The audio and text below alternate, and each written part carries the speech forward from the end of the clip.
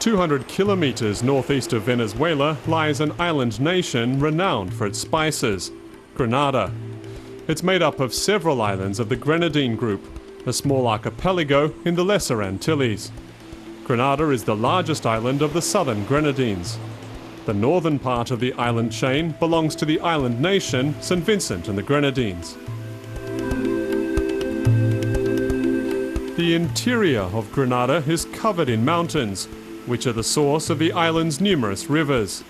The many inactive craters point to the island's volcanic origins. Like many other islands in the Lesser Antilles, Grenada was originally settled by the Arawak, an indigenous people from Venezuela. Before the arrival of Europeans, however, the Arawak were displaced by the Caribs, who also emigrated from South America. It was these people that Christopher Columbus encountered when he discovered the island in 1498 and named it La Concepcion. It's not known where the current name Grenada comes from, but it's believed that the name was given to the island by Spanish sailors, who thought that it resembled the Andalusian city of Grenada. In the years following Grenada's discovery, the Caribs resisted attempts by Europeans to colonize the island. It wasn't until 1650 that the French managed to defeat the Caribs, with the help of their neighbouring colony Martinique, after which the Caribs were practically exterminated. The capital St. George's lies on the west coast of Grenada and is one of the most beautiful cities in the Caribbean. It was founded in 1650 by the French, who named it Fort Royal. The capital and seaport soon became one of the most important naval bases in the Caribbean. It displays influences from both France and England. Traces of the 18th century French cottage style and the 19th century Victorian style can be seen in the city's architecture. The entrance to the city and its harbour is watched over by Fort George's. It was built between 1706 and 1710 by the British and named in honour of King George III.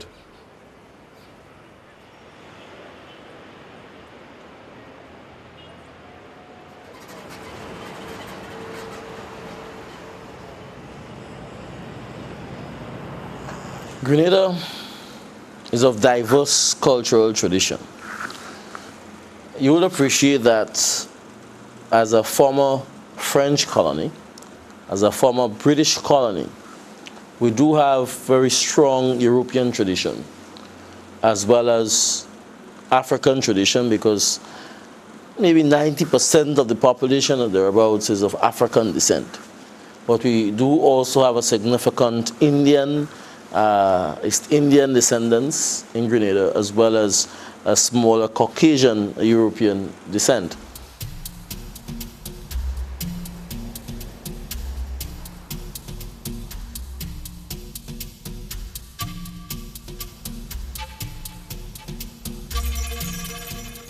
Like other islands in the Antilles, Grenada became a significant colonial outpost due to its suitability for growing sugarcane. The plantations were worked by slaves who were brought in from West Africa and traded for goods. Sugarcane processing plants are a reminder of the colonial era. The River Antoine Distillery is the island's oldest functioning rum distillery.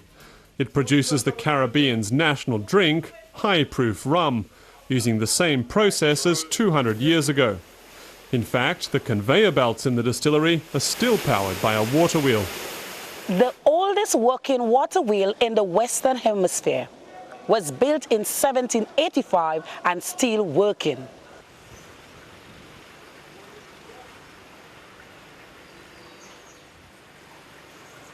The Rivers Rum Distillery was acquired by the French in 1656. In 1724, an Englishman took over whose name was Captain Grant. In 1786, Mr. Grant sold the estate to John Glean and Thomas de Gale. They was both Englishmen. Until 1988, when 3 Grenadians went to England and buy the estate. So this estate has passed in the hands of various owners and carry over 300 years of history.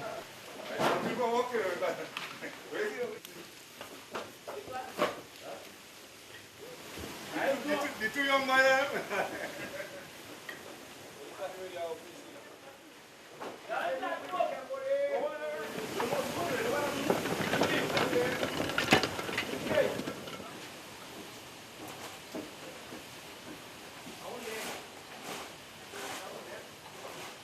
The juice from the sugarcane passes through 5 different vessels. It's ladled from one container to the next by hand in the traditional manner.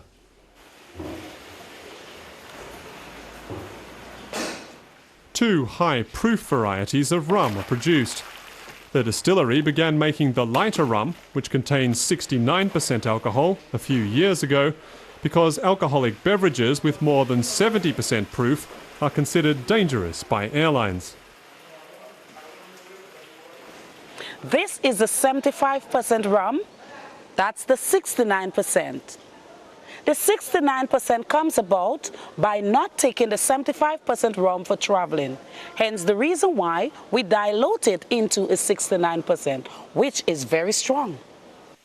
Growing sugarcane was less profitable on Grenada than on other Caribbean islands because of various natural disasters, and so nutmeg trees were introduced to the island in 1782 during the reign of King George III.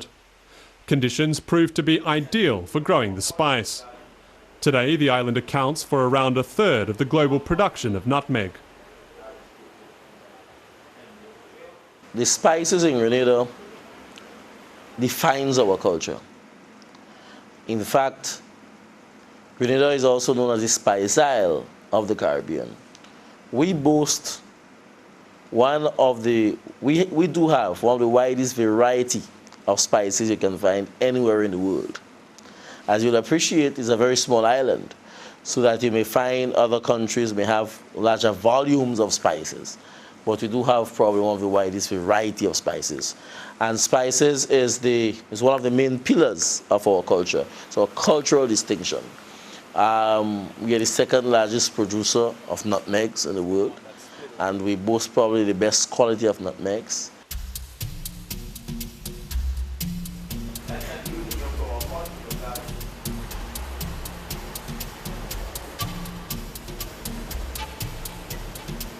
It came from Indonesia in 1843.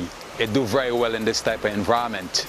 Our climatic location, 12 degrees north of the equator, is ideal for growing these type of crops. Same as cocoa. We got one of the best quality cocoa on the planet. It was brought in by the French in 1714 from Ghana. But in quantity, we cannot compete with the West African giants, Ghana, the Ivory Coast. In quality, they cannot beat us. And that is why countries like Holland, especially Switzerland, Belgium, Italy, the UK, and Japan buy our cocoa beans.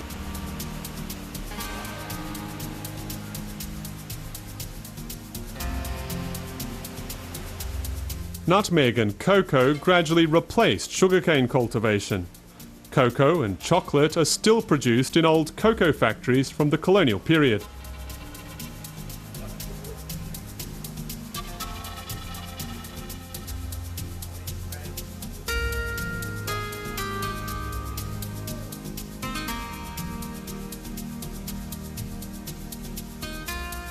It's a traditional way of doing things centuries ago, and we do it the same procedures. So the tray you see to our left, as the old saying goes, those who has cocoa in sun, you're always looking for rain. You can't let it get wet. Whenever it get wet, they're gonna get mold. So they push the whole tray underneath the building. And when the sun come out, they pull it back out. So that's the whole idea, is traditional way. The Rastafarian ideology is widespread in Grenada. The religious movement, which has its origins in Old Testament Christianity, began in the Caribbean in the 1930s. The Rastas are adherents of the former king of Ethiopia, Haile Selassie, who they see as the reincarnation of Jesus Christ. They live a traditional life in harmony with nature. When we say Rastafari, that is like a spiritual word, meaning we have to stand up for our right. Jehovah's Rastafari is a heritage. It's like a cultural belief for people of the Ethiopian and African descent.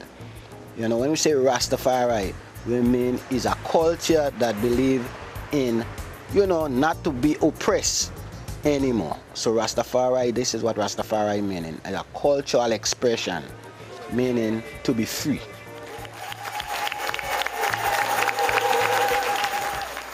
Well, we would say Rastafari start from established in the Caribbean around Selassie time.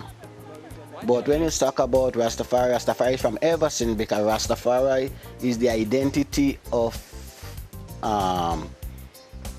John the Baptist. John the Baptist was a man that had locks upon his head.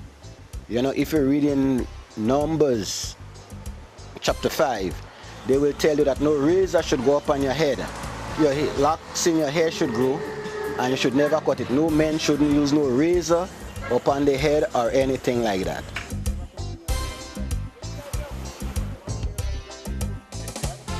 Rasta is not the hairstyle or the clothes. Some people the long dread and the Rasta clothes and they eat all kind of thing Rasta. It's a way of life.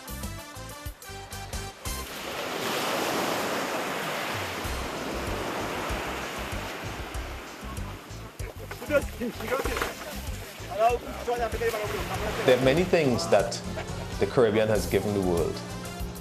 One of them are these three colors put together. Because before these three colors, before the Caribbean put these colors into the world, there's no flag before Zimbabwe that had these colors. It is Bob Marley that went to Zimbabwe's independence and brought the colors. So red, gold, and green is about an Afrocentric orientation or an understanding of Rasta. It is not necessarily a Jamaican color. It's not associated. Hey, you have to live Rasta. Anybody can knot up their hair and don't comb your hair and it grows. Some people do it as a style. Rasta has nothing to do with the hairstyle.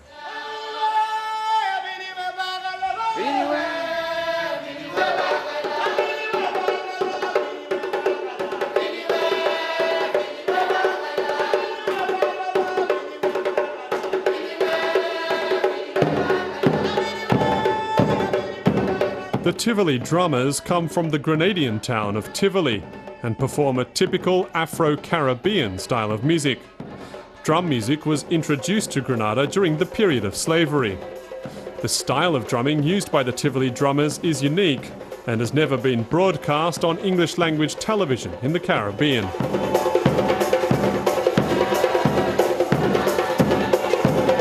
We are African people. We were brought here during the slave trade. And so we have with us some music that came out of Africa. And so we try to maintain and keep some of those that still exist. So it must sound like African music right now because our base, our root is Africa.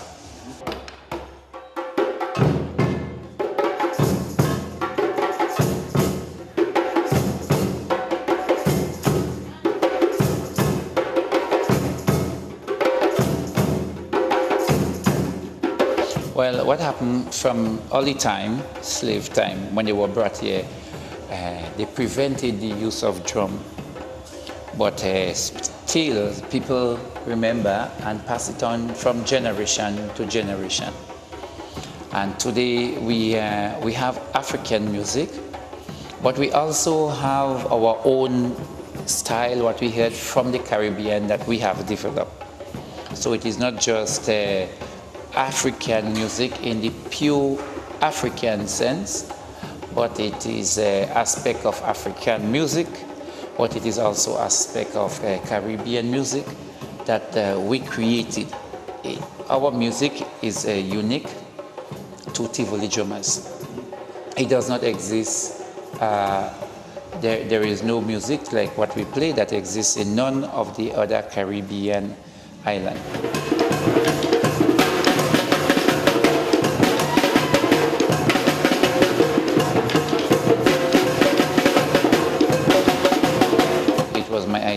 to have a drumming group. And part of what we do is to try to recapture some of the lost tradition. So it means that we had the tradition that exists years now, and we also try to recapture that same tradition. So yes, it is traditional, but it is also modern. We blend the traditional drumming with modern drumming that we created.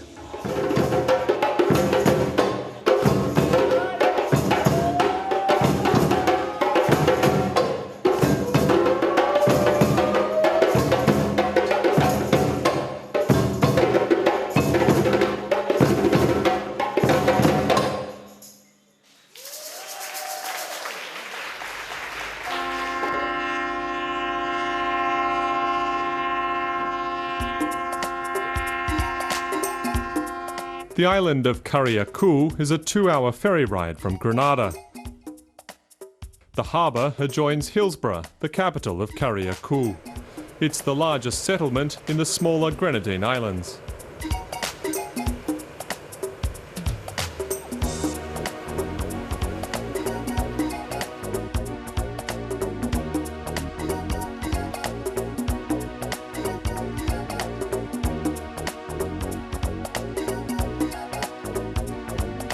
Carriacou is one of the most untouched islands in the Caribbean.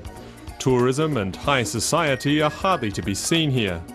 Carriacou is part of the three-island state known as Grenada, Carriacou and Petit Martinique.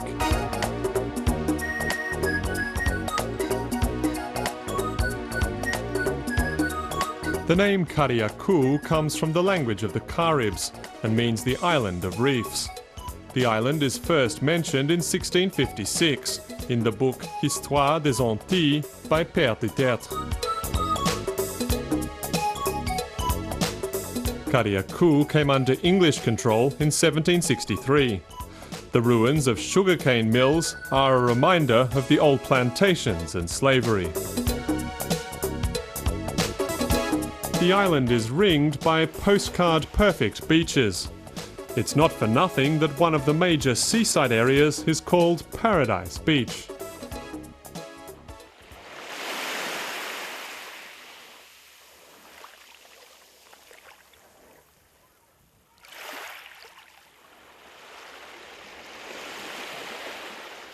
The island's inhabitants live mainly from fishing, although most of the fish end up going straight from the sea to the stomach.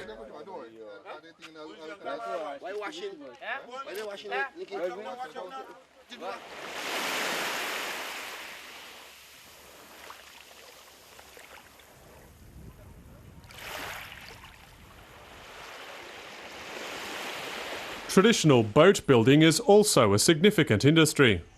The boats are built without the aid of machinery, and it takes around 6 months before they're seaworthy.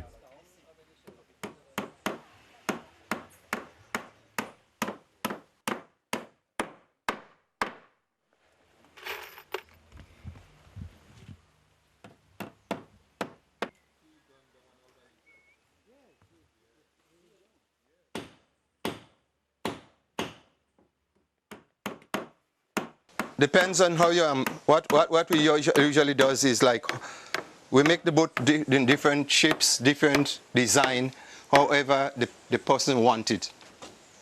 Okay, so like with this one here, this one is like a fishing boat. So you build it on a different scale to a pleasure boat. You build them various size, however the owner like it. Sometimes you do something before you start building the cabin or any part of the boat. First you'll call him if he are wrong, and then you ask him, well, we're building the cabin this way, would you like it that way? He might tell you, yes, I'm satisfied, or no, I ain't like it this way, you have to put it this way, I like it this way, and because you have to satisfy him, because it belongs to the person.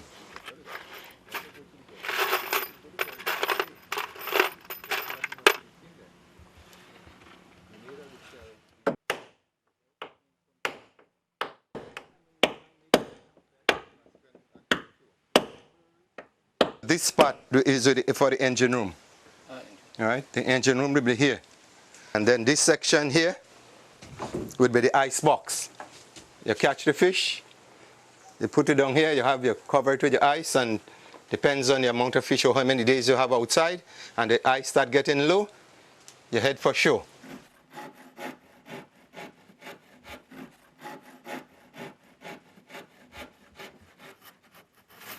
The wood used to construct the boats is either felled in Grenada or imported from one of the bigger islands.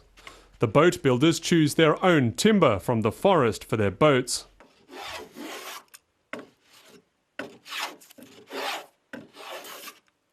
Well, like if you don't want to go to the bush, what happens is you go to Grenada. Or you call Grenada, there's a guy down there who usually have a sawmill down there. You tell him what size of wood you want, and he send the wood for you. Like this one here, because the wood is straight. Because this boat is at flat bottom, we call it tree bottom. But like this, you have to go yourself, because you need different shape of the wood. Because in Carriacou, we haven't got no steam bender. And you go to the forest and you look for the trees, bam. You use a chainsaw on it, cut it down. Charles McLawrence works on the boats together with his son.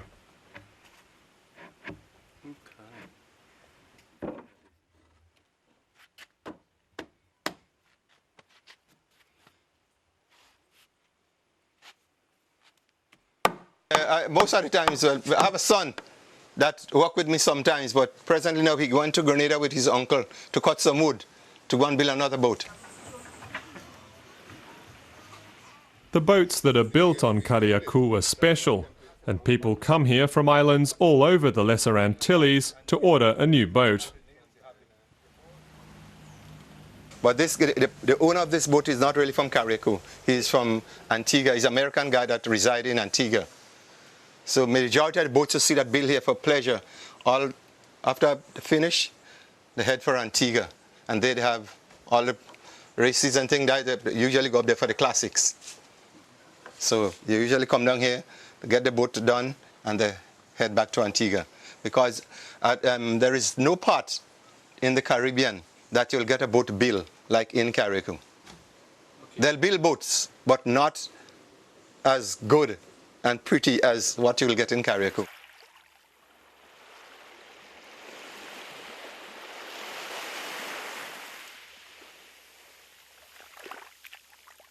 The influences of many different cultures can be felt in the lives of the people on Grenada, expressed in their religion and music.